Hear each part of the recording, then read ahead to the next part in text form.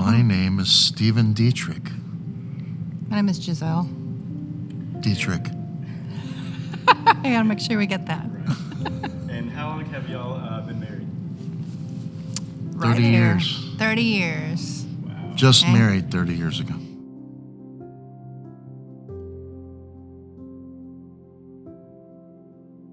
How long ago did we meet? We met in 91. I'm going to say September of 1991. Very, very few times do people really fall in love at first sight. I think I fell in love at first sight, I'm pretty sure. I was like, why is he staring so much? He couldn't, like, literally, he was just like constantly staring at me. And, but, you know, I liked him too, but I was just like, kind of like, I don't know. It's kind of strange. Why is he looking? When you're in a band, you meet a lot of girls, you have a lot of relationships, and I should say that every relationship I had before I married my wife ruined me for my relationship with my wife. So I was myself for all these other relationships, and it never worked. Being myself, it never worked. I could never keep anybody for any extended period of time, so I figured, well, you know, and all these girls, they always went for the bad boy type. So I decided to, well, I really like this one, and I don't want to lose her. So let me play the bad boy. And I did. I played the bad boy for 20 years. It's funny because I was myself with my two girls as they were growing up, but with my wife, I was a totally different person. And then I became somebody else in her family. I grew up in a very toxic environment. And with my parents and their relationship. So all I knew was the relationship that they had, and to me that was normal.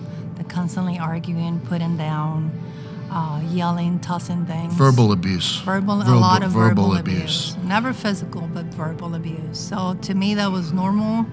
And as the years went on in the marriage and with him with that attitude of like, then he became sort of like my dad. That came into the marriage. I grew up, like I said, in a toxic home where my parents never said, I love you. And they were not I'm a very touchy person. I like hugs and like, you know, I'm that way. And he wasn't like that. So I always looked at him, how he was with the girls, and he was always loving on them, and I was jealous of my own kids. So I was like, why don't I get the same kind of treatment? And I told him, I said, you know, that the kids, all they see is just arguing constantly. They don't see love. They don't see us holding hands. They don't see us kissing. I'm not saying about, you know, all of that stuff, but, you know, just the regular hugging and kissing and things like that. So I told him, I said, I don't want our kids to grow up and think that marriage is just a wife just catering to the family, always in the kitchen, cooking, serving, and there's no love, because that is not the way it is. So I don't want them to grow up with that. Of course, you know, that went in one ear and out the other. And I had my father-in-law actually came to me and he said, why are you still with him? Look at the way he treats you. I've been here so many times and I have to bite my tongue not to say anything, because the way he treats you in front of everybody is just, it's horrible. Why are you afraid to leave? Why don't you divorce him? He said that to me, and he said, someone is going to come into your life, sweet talk to you into your ear, and you're going to fall for somebody else and this will be over. And that's exactly what happened. I met someone who was actually coming around, and you know, this person had issues, and I wanted, me being codependent, I wanted to just help out however way I wanted. And little by little, I started developing feelings for this person, and this person was developing feelings for myself as well. And, you know, the enemy knows exactly where your weak areas are. And I had starved for so long for love, for affection, for, you know, he always talked so good about me to other people, you know, how good of a person I was, how hard I worked, but he never told me those things. So, you know, soon all of a sudden I meet this person, and then I'm getting all this attention and all this affection and love that I'm not getting at home. And the enemy was constantly saying, now is your turn. Now is the time for you to live for you. You have been giving yourself out to your children, to your husband. You've done so much for them, and look how they pay you. They Nothing in return. Nothing in return. So now you're living for you. You're just gonna enjoy it. And you know what? It felt good. It was crazy time, and that went on for about 6 years. Of course, he found out about it Early on. 9 months into it. And it was on and off, back and forth. Fixing, trying to fix, then breaking up, and then trying to fix, and then moving out, and then moving back, and then moving out again. Making promises that I couldn't keep. Everybody was saying, dude, it's done. It's finished. It's over. And I had a little voice in my head saying, even if she did come back, how am I ever gonna trust again? Am I gonna be able to, every time she picks up her phone, wonder what's going on? Is she messaging somebody else? If she's in the bathroom, closes the door with her phone or something like that, or, I was like, even if she came back, there's no way possible I could live a normal life again. How can you live a normal life? I mean, how can you be married to somebody you can't trust? And same with me. I was just like, how am I going to go back? And I'm going to feel like I'm trapped. Like I'm going to have to give him account of every place that I go. Like, am I going to be free to come and go? Is he going to put a device in my car to track me where I go? Or things like that. So it was just like, how is this even going to work out?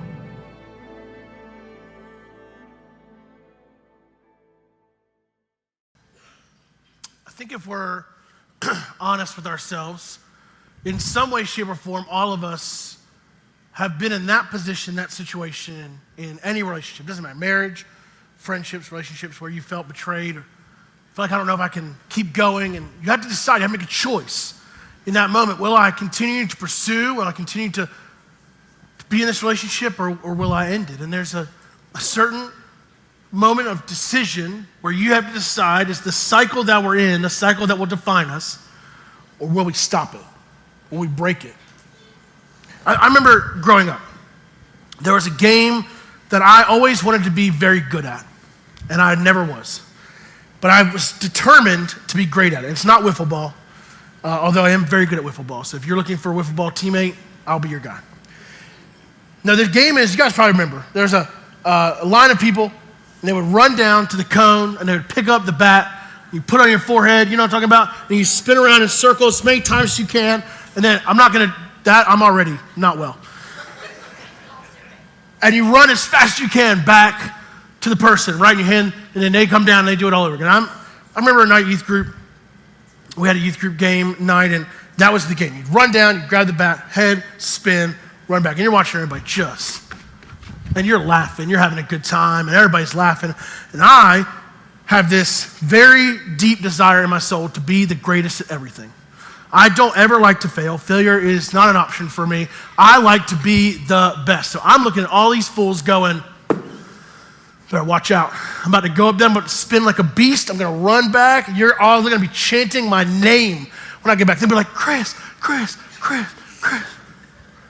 So I come up, it's my turn to run down, grab the bat, spin around, and I take off. I am the first one ever to go straight into the wall face first.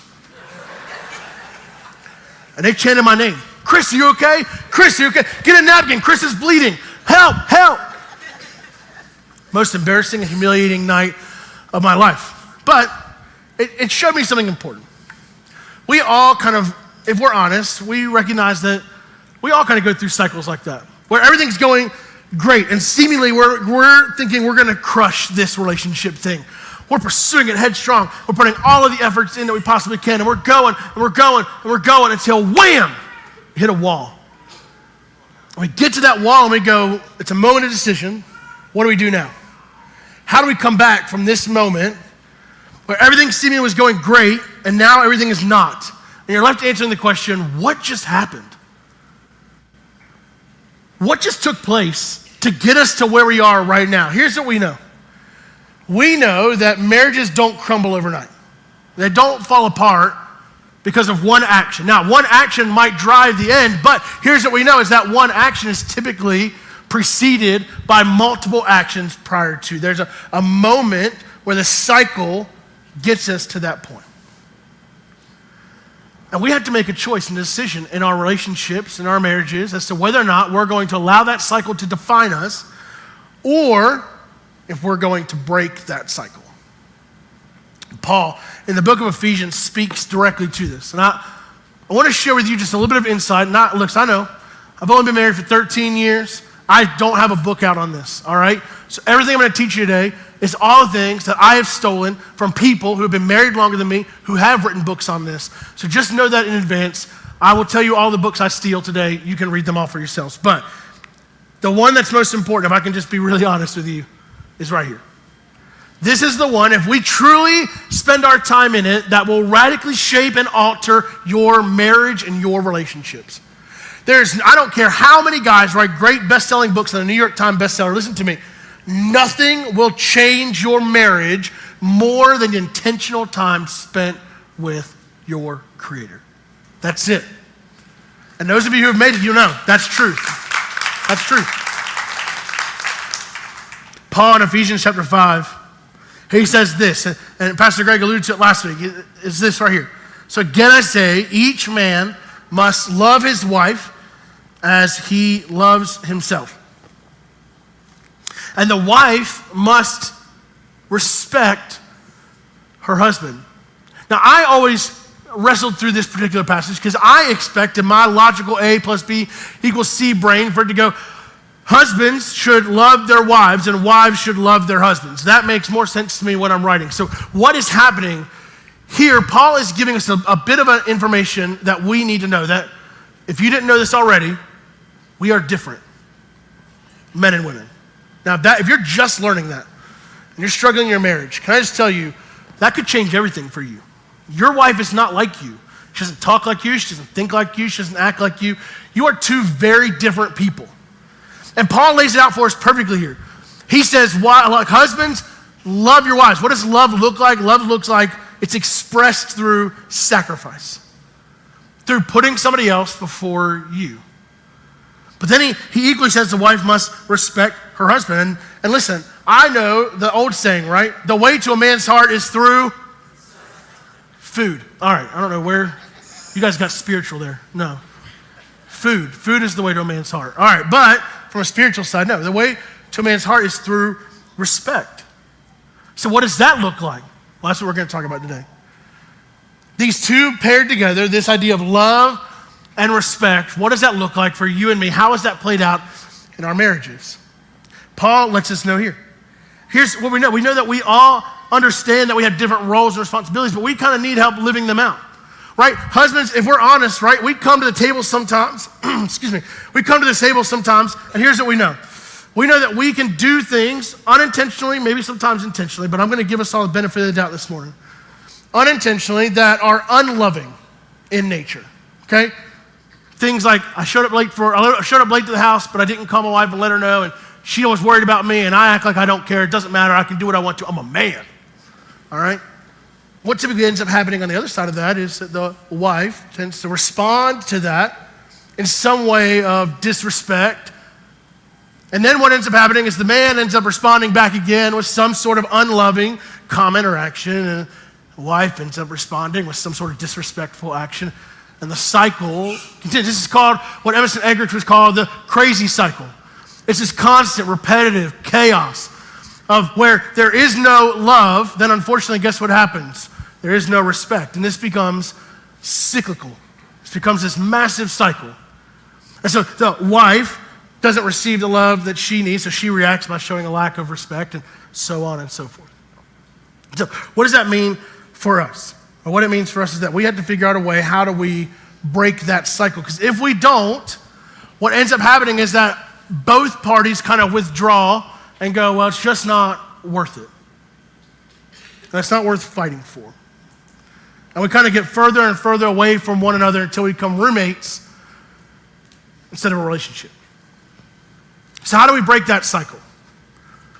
Well, we have to recognize something very important, that marriage at its core is used as both a tool and a test for a singular purpose, to draw us closer to Jesus.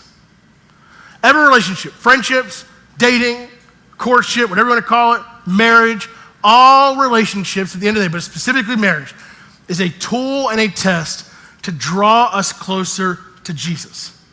You should be asking yourselves this morning, how does my relationship with my spouse, with my boyfriend, my girlfriend, with my best friend, how does that make me more like Jesus? Psychologists and sociologists will tell you that you are the sum of the 5 people that you are closest with. And the way that you are able to shift the game for you is making sure that the number one person that you spend all of your time, energy, and effort with is Jesus. Because he will shape and mold and take out the dirty parts and the nasty parts of who you are to make you more like him. And marriage, your spouse, has been created and designed specifically to chisel away the parts of you that do not reflect Jesus and replace them with him. I'm going to say it again because I don't know if you caught it. Your spouse has been designed and created to chisel away the parts of you that are not like Christ so that you will look more like him. Now, that's uncomfortable because we have to give them access to who we are. We have to let them in. We have to allow them to see who we truly are, which can be uncomfortable. But it's necessary because that's why God's created us. That's why God's placed us together. It's for that very purpose. So how do we stop it? Well, I'll tell you how we don't stop it. We don't stop it with, well, I'll start loving him after he loves me. I'll start respecting that fool after he loves me well. Well, I'll start loving her after she shows me some respect for what I do up in this house. That just perpetrates the cycle. So we have to figure out, how do we break it? Well, good thing is that Jesus doesn't leave us empty. He gives us the answer. See, if we're going to break the cycle, we have to think differently. We have to respond differently. And what that means is a transformation has to occur within our hearts and our minds that comes only from Christ. We can overcomplicate marriage. 99% of the people that walk into our doors for counseling, I sit down with them, and the first question I ask them is, one, do you want to fight for your marriage? If the answer is no, then I don't know why you're here. Typically, if they're sitting in my house, they want to fight for the marriage. Second question I ask is, tell me about your time with Jesus this week.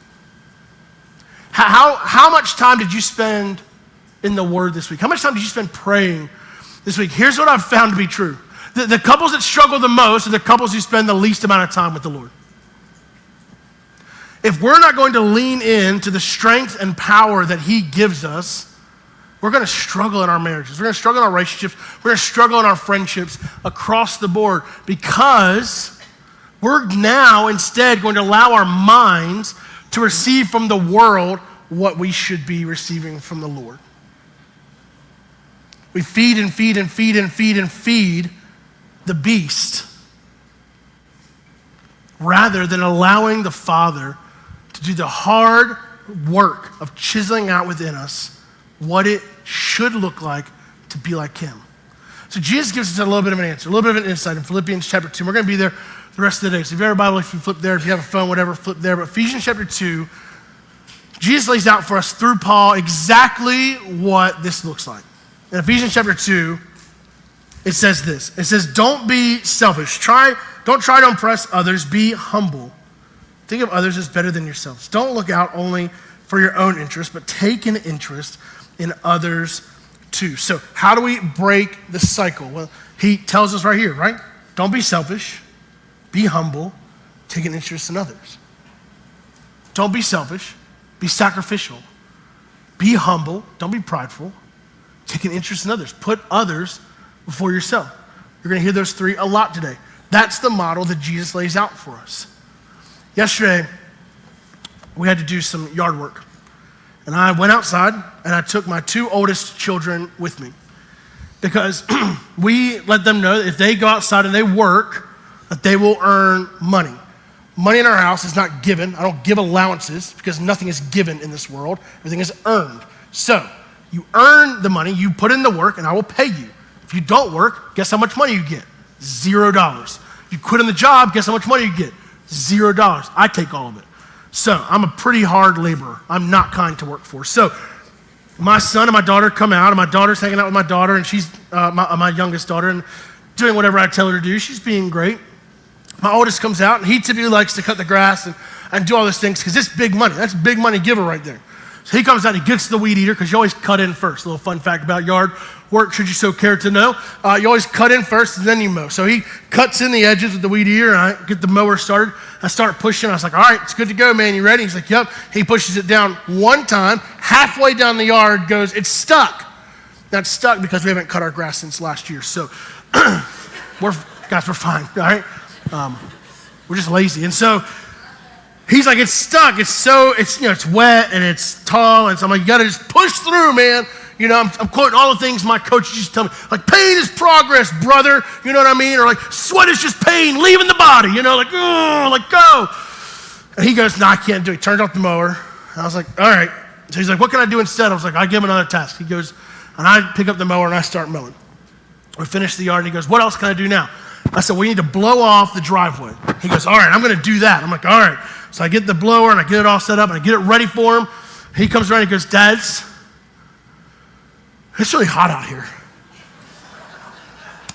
I was like, yeah, I know. I'm already sweating through my second shirt. I'm well aware of how hot it is. He goes, yeah. Would it be okay if I just went inside though? I was like, well, if you do that, you'll get $0. If you stay out here though, you know, your reward is great. He goes, yeah, I'm good. And he walks inside. So I was like, all right. So I pick up the blower and I do the work. I do the things that have to be done because that's what I'm here for.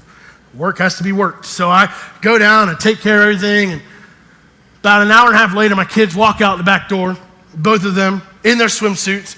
And they say, hey, Mom said you got to take us to the pool. And I said, did she? They said, yeah. I was like, okay.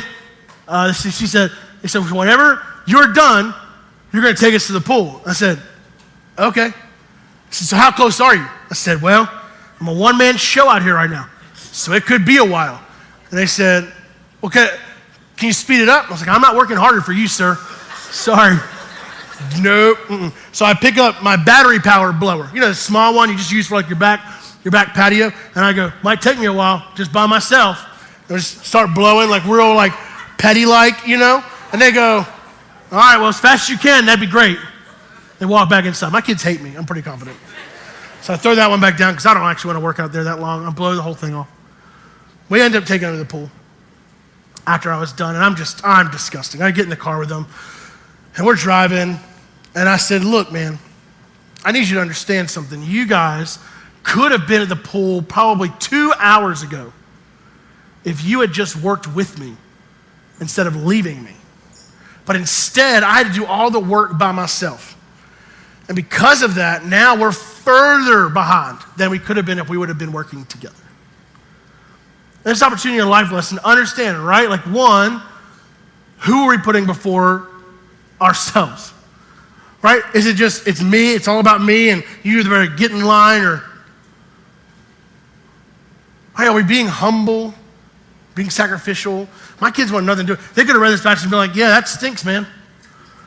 That sounds bad. You know, don't be selfish. I love that. That's a good word, man. But in our practice, right? In our authentic practice, is that who we're doing? Here's what I've learned about relationships. Relationships are imperfectly perfect.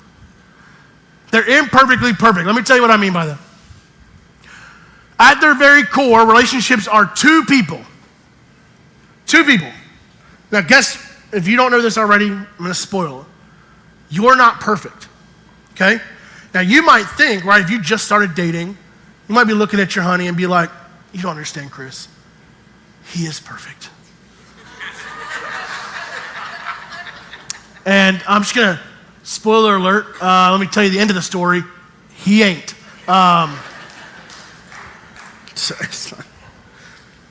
Yeah, look, imperfectly imperfect. What does that mean? Two imperfect people pursuing a perfect God. That's what a healthy relationship looks like. A healthy relationship is two imperfect people pursuing a perfect God. And when we're willing to do that, we'll begin to see a turn in our relationships. We'll begin to see a turn in how we treat one another. We'll begin to see a turn in how we talk to and about one another. So Paul tells us, right? Be humble, don't be selfish, take an interest in others. When we said I do, we committed to put the other person first. We committed to do that. And Paul continues to give us a model of what this looks like, specifically through the life of Jesus. He says in verse 5, you must have the same attitude that Christ Jesus had. Now, what was that attitude? I just told you, right? Others first, sacrificial, humble. Look how he describes it. Though he was God, he did not think of equality with God as something to cling to or hold on to. Rather, look what he did. He sacrificed his divine privileges. He gave them up. He sacrificed. He took the humble position of a servant, a slave. He was born as a human being. Why? Because he was putting others for himself. He was putting the will of the Father. He prays in the book of Matthew and Mark and Luke and John. He's in the Garden of Gethsemane. He says, Father, if it is your will for this cup to pass over me, then let it pass. But if it is not, thy will be done. I'm going to put you above my personal desire and want right now. I don't want to do what's coming, but I also know it's required. So, others first, be humble, sacrifice. That's the model that Jesus lays out for us. So we have to learn, how do we energize our relationships instead of sucking the life out of them? How do we take an opportunity to stop being draining in our relationships and rather fuel them with the right fuel? I had a conversation with Greg on Monday morning. I said, hey man, here's the message, what would you say? I always like to pick his brain because I don't know if you know, Greg is super smart.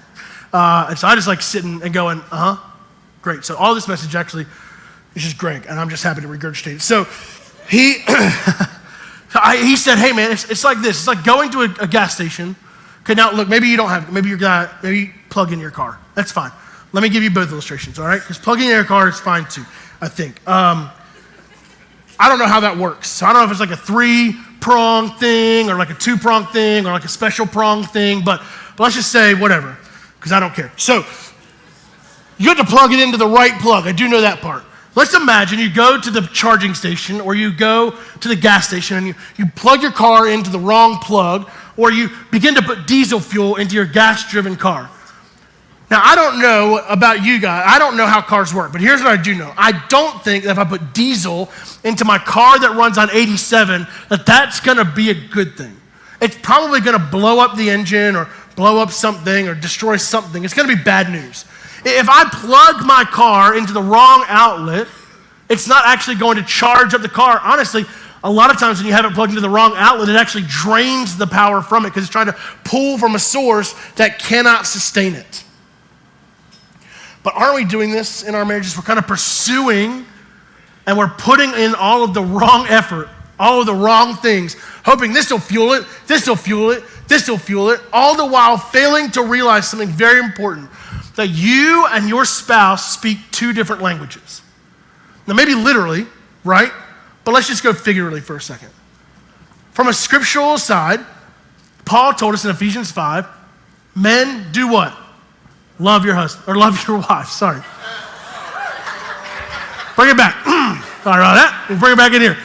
We'll use first service, Johnny. All right. Men, love your wives. Wives, doesn't say love your husbands.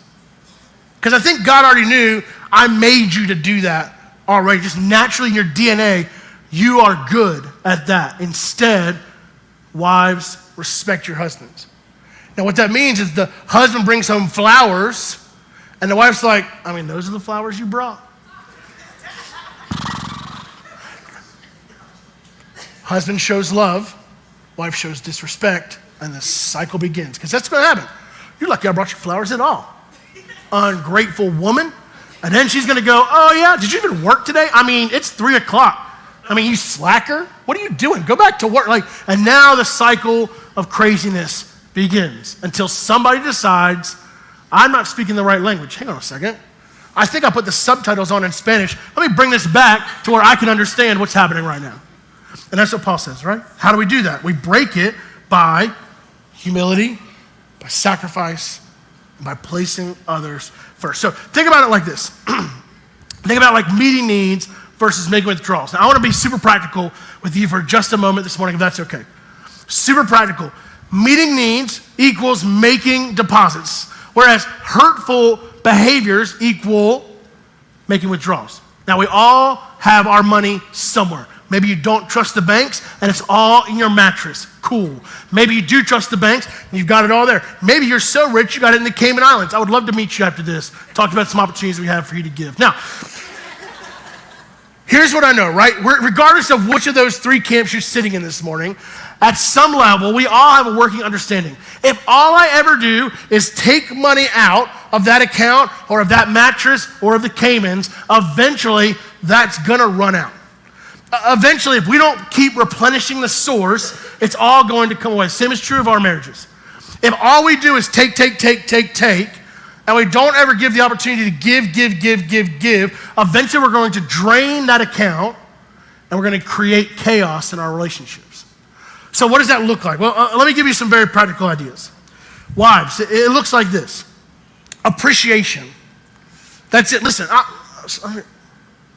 little spoiler alert, men aren't complicated, okay? We're pretty easy creatures. Pretty easy to get along with for the most part, and we're really not hard to love. Here's all it is. It's appreciation for the things that they are supposed to do. That's all. Listen, some of you might think, well, if I just get in bed with my husband, he's gonna love. That's not what it is. Listen, that's not it. Hear me. That's not the answer. Some of you keep chasing that thinking it is the answer. Another kid, another what? That's not it. Listen, men feel loved through appreciation, through respect. Appreciate the hard work that they do. Appreciate the service that they do. Appreciate the way they lead. Appreciate the way that they have commitment to you. It's those subtle, little, small things that show a respect to your husband that goes, okay, now listen, I'm not saying he's perfect at all those. Don't lie. I ain't asking you to lie about nothing, you know? But I am asking you to call out the things in his life that you appreciate. That you show, hey, it's simple, right? Man, I appreciate the fact that today you went out and worked hard. I know today wasn't fun. Maybe your husband works outside in the summer. Hey, this summer stinks. I'm so thankful that you went out and worked an 8-hour shift outside for me today. I'm so thankful that I feel safe when you're in this house. I'm so thankful when you don't travel and you're here because I feel safer when you're here. I appreciate the fact that those simple little small statements show respect. It builds, it puts deposits into what Emerson would call the love bank. You're just dropping some little deposits. Because here's what's going to happen. Inevitably, you're going to have to make a withdrawal, okay? You're going to do something knowingly or unknowingly that's going to make a withdrawal. So, but you put the deposits in there, it's okay. Our balance is fine. We're not getting an alert on our phone like, uh-oh, low deposit. Like, we're fine because we've been making deposits in it. Husbands, listen. I'm going to unlock something for you this morning about the simplicity of loving your wife. I'm going to unlock a door for you that you've been chasing, trying to find the key to, and I just want to help you this morning unlock it so that you don't have to chase your tail anymore trying to figure out, why doesn't my wife feel loved?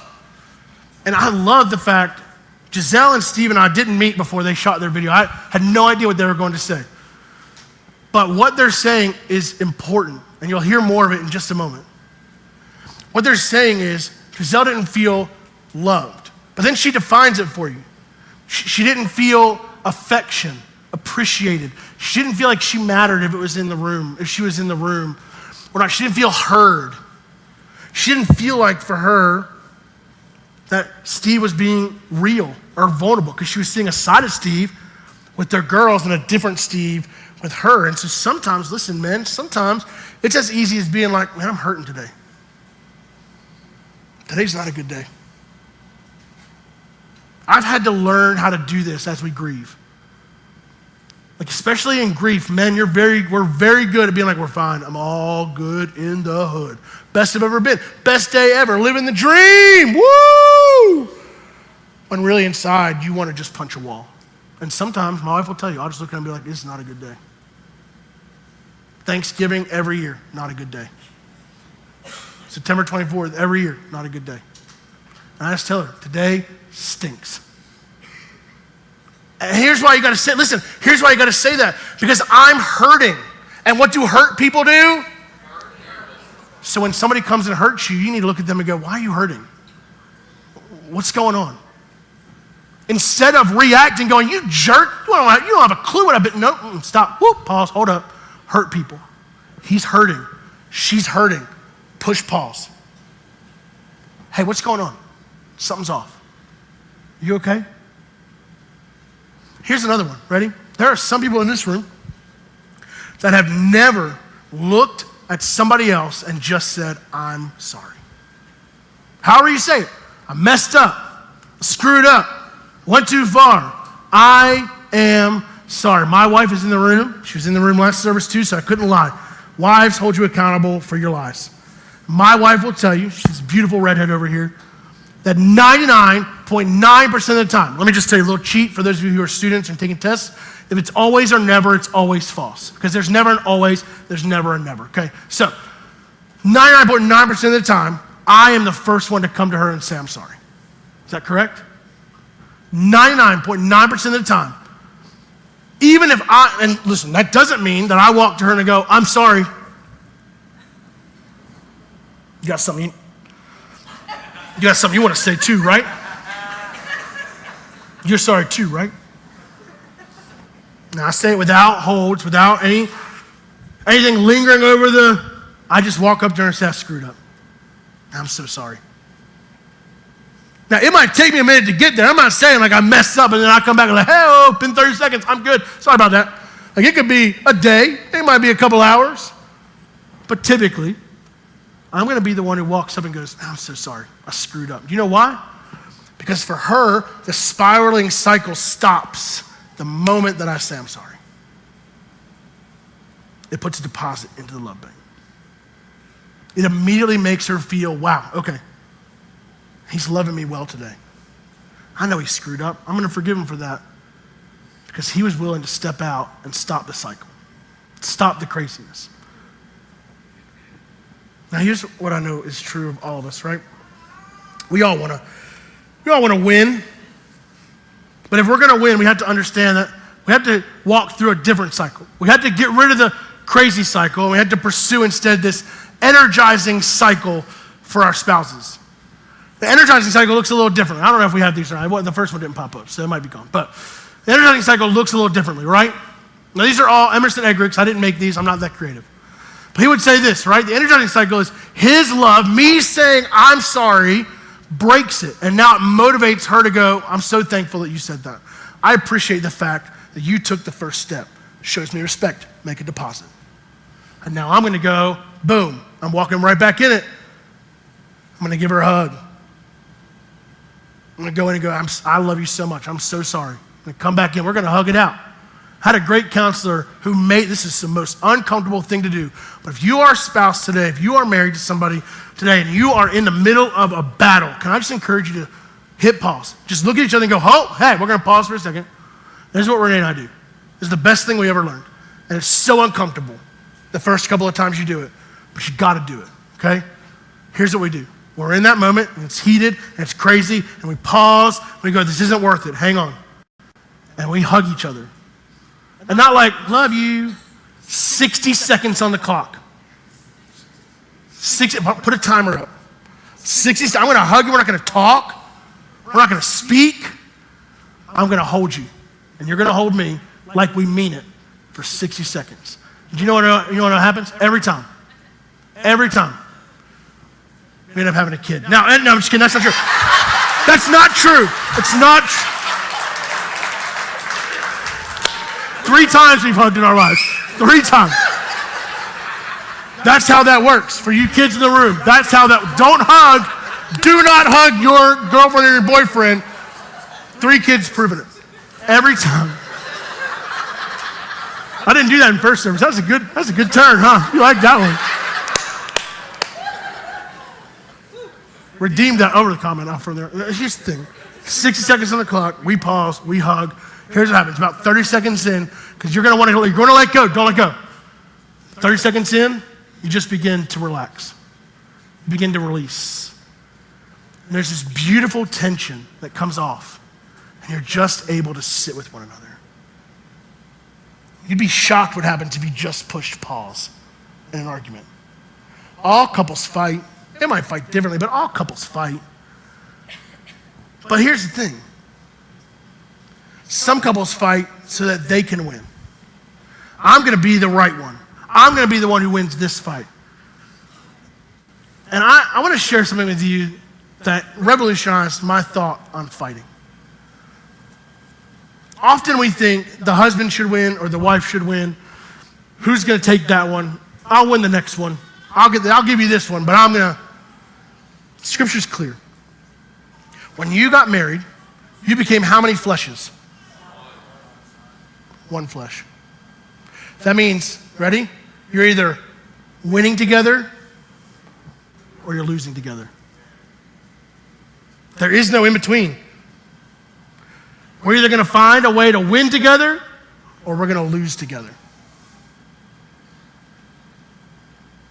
So we have to come to an understanding. I'm not going to stop this conversation until we figure out a way that we win together.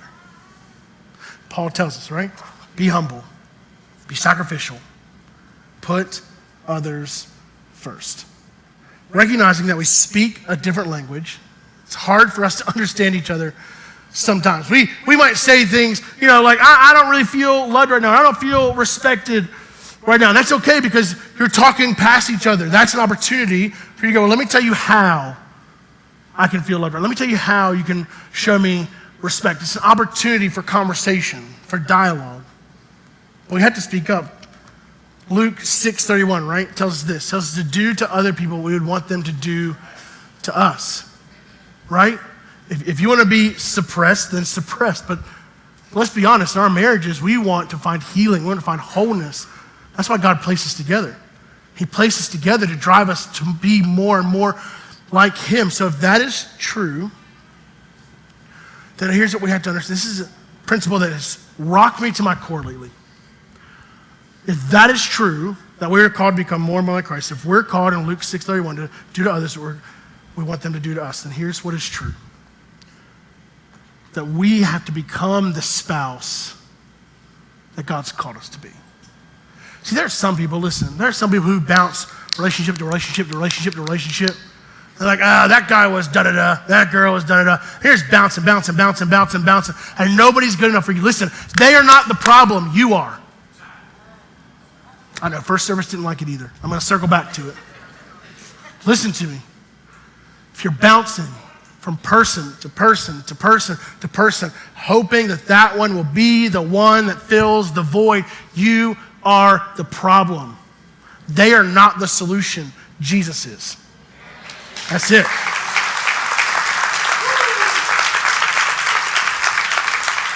So we chase and we chase and we chase an unattainable thing.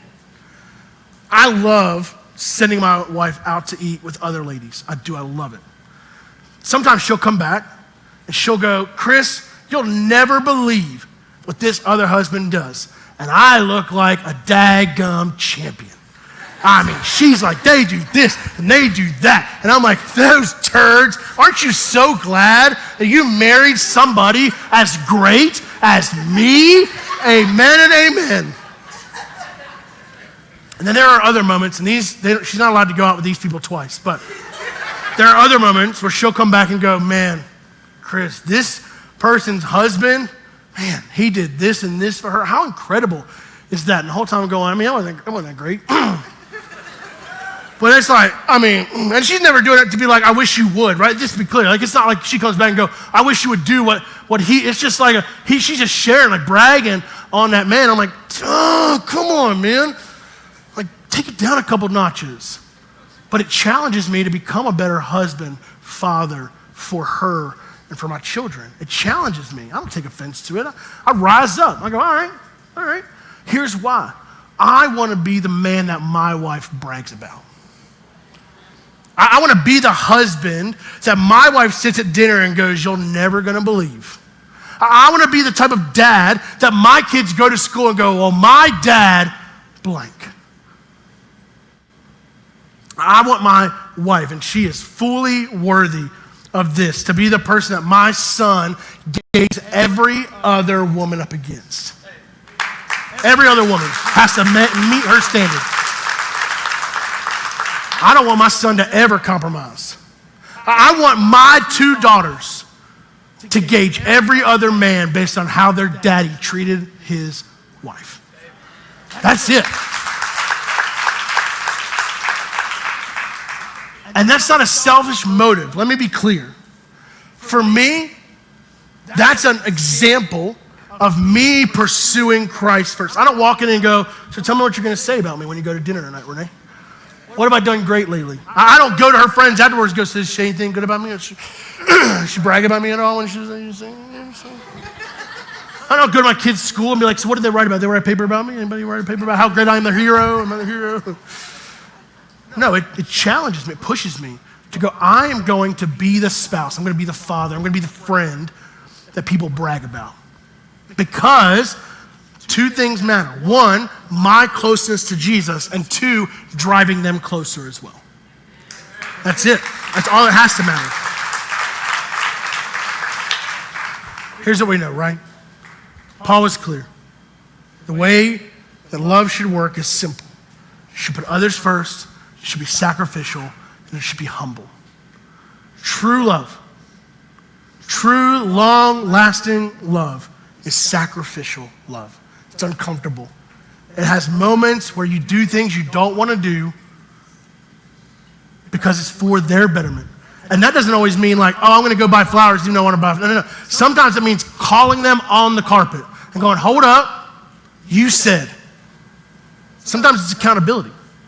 It's sacrificing that comfort so that that other person can become more like Jesus. That submissiveness, that first submissiveness is not to your husband or to your wife. Hear me. First submissiveness is to Christ.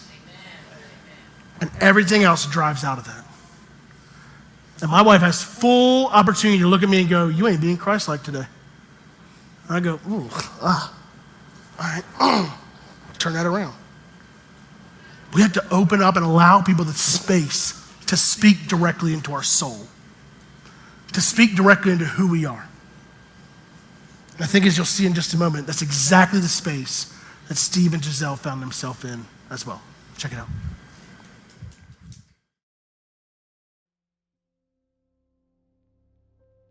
In one of our moments, we came here to church, and we met with someone here at the church, and this person just kind of like, she was trying to help us to just move on and giving us ideas on, okay, maybe try this, maybe try that. But she said something that I always remember. She said, you guys need to be separate. You guys need to go separate ways. You need to seek God on your own. And you, Steve, need to do the same thing. Seek him on your own.